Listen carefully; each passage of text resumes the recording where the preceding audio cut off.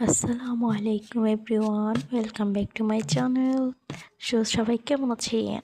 আজকে আমি দেখাবো কাঁচা আম দিয়ে খাওয়ার জন্য একটা চাল বানিয়ে। তো শুরু করি। প্রথমে আমি দিয়ে দিচ্ছি পরিমাণ মতো লবণ।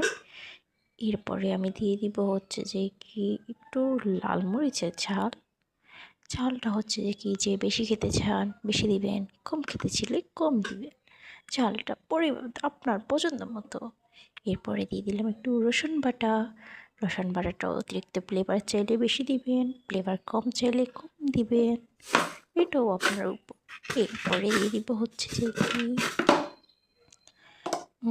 একটু চিনি, একটু মানে একবারে একটু কিপটামো করবেন না, একটু বেশিই দিবেন।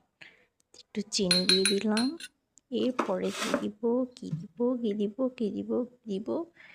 হ্যাঁ, এরপরে হচ্ছে দিব আমি একটু সরিষার তেল। সব কিছু দেওয়া শেষ। এখন হচ্ছে যে কি মিক্স করব। কালারটা জাস্ট ওয়াও লাগতেছে, খেতেও জাস্ট ওয়াও। বাসায় একবার মাস্ট এটা ট্রাই করবেন, না করলে মিস। এটা যে একবার খাইছে তার বারবার খাইতে মন চাইছে, এটা আমি গ্যারান্টি দিব।